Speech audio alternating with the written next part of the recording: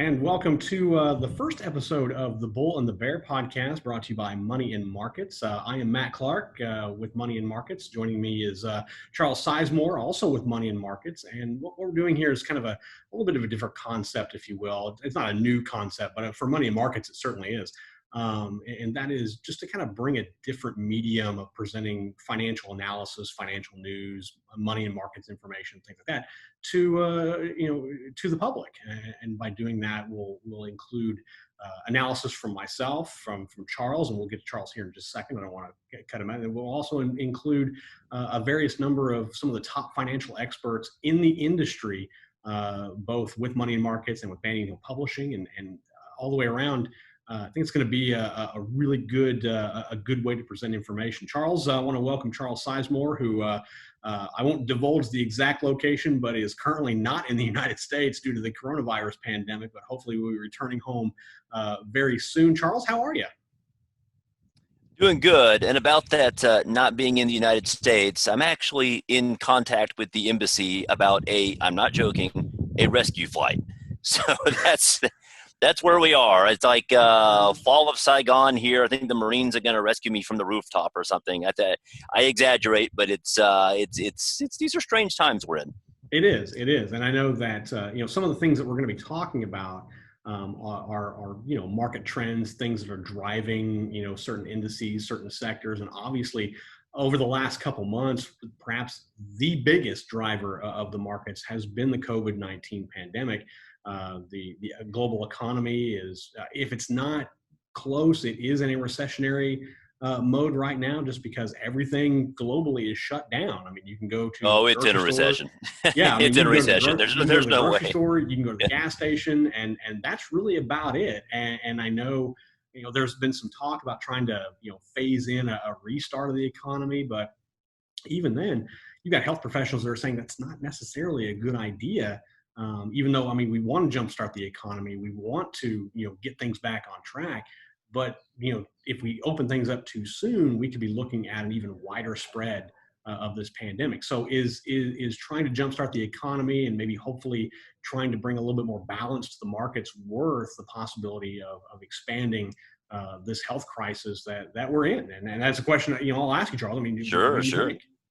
Well, so both sides had their point there. If you restart things too early and the virus has a massive spike, and the nightmare scenario that all of this was meant to avoid, which was the hospitals getting overloaded, patients dying in the hallway for lack of a bed, that clearly would be disruptive to the economy. So, opening things that's the scenario they really want to avoid, which is understandable.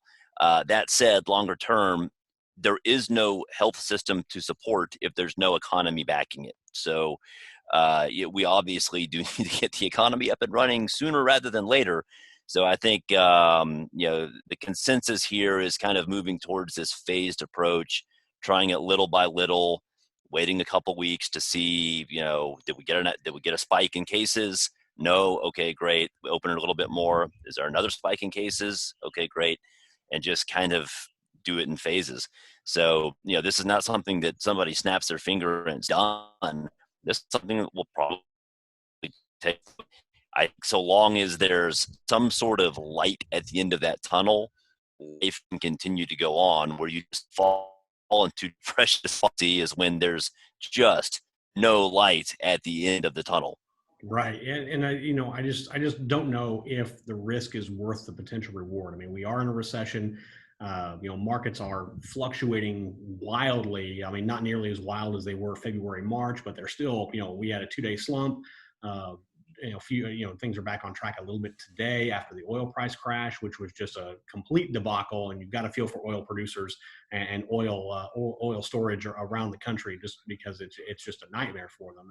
And June futures aren't looking a whole lot better for them as time goes on. So even a cut by OPEC plus nations of, 10 million barrels per day, that's not enough to supersede the lack of consumption and the lack of storage. So you've got a lot of different things driving the market. These are some of the things that Charles and I are going to talk about on a weekly basis. Our podcast is normally going to come out on Fridays. You can see it on Saturday morning.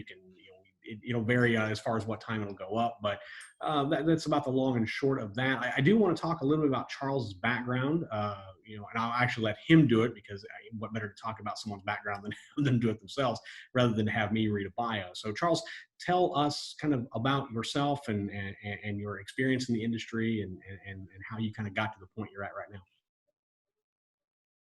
Sure. I've been in this basic line of work since about 2003. Before that, did my graduate work at the London School of Economics. Before that, I did some work in risk management, what have you. And before that, I was an undergrad at TCU. So that's my entire story summarized in about 10 seconds. It's very simple, and I'll try to do the same. Even though I'm not one to really talk about myself a whole lot, but I was in journalism for about 25 years, covering everything from college sports to politics to state houses in a couple different states, Congress, and even business. And my education is pretty wide ranging, I guess. I've got did my undergrad work with the University of Massachusetts at Amherst with a degree in journalism, and then I got a master's degree from Gonzaga University, go Zags if you're a basketball fan, in communications and leadership, and then just completed about 2 years ago a master's degree in government from Johns Hopkins University. So go Hop. That's that, and so I've been in journalism, investigative journalism. You name it. I've probably written about it, whether it's an older American knitting hats for Head Start kids in a small town to congressional uproar and scandal in state agencies. I've written the gambit. So it's great to be able to do this. Like I said, we're looking forward to really putting out this medium for Money and Market subscribers, and we really look forward to doing this more often. Like I said, we're going to include our own Chief Investment Officer, Adam Odell. He is going to be with us hopefully every week on Friday. He is a new addition, great guy, really knows his stuff. If you're looking for, in terms of stock selections, things like that, I write some myself, but Adam is the man. He knows his stuff inside and out. We're going to have him on every week. We're also going to, down the road, involve other Banyan Hill, analysts and financial bigwigs, if you will, because these guys are at the top of their game when it comes to understanding the world of finance, the world of the stock market, and all that. And they provide great advice. They understand exactly, the positions that everyday Americans are in terms of wanting to invest, whether you're investing for retirement or whether you're investing for a long haul. These guys know exactly what's going on. So we're going to include them as well. Plus, you get Charles and I. So I think that's just the bonus right there that that everyone's been looking for. But we're really looking forward to it. Charles, we're going to cut this one short because in a couple of days we're going to roll out another one. Really looking forward to getting things off on the right foot. Charles Sizemore in country other than this one, but hopefully a rescue flight with the First Division of the U.S. Marine Corps possibly in tow, bringing him home at some point. Stay safe, my friend, and make sure you be good and do all you need to do to get yourself home on time and get back safe with your family. With Charles Sizemore, I am Matt Clark. This has been The Bull and the Bear, episode number 1. More to come. We are definitely excited about that. So hope you check us out. Listen to us on moneyandmarkets.com. Soon we'll be on Apple Podcasts, Google, Stitcher, SoundHound, a couple others we'll probably throw ourselves into there. But Charles, it's been great talking to you, and look forward to doing it again here very soon. Yes, sir.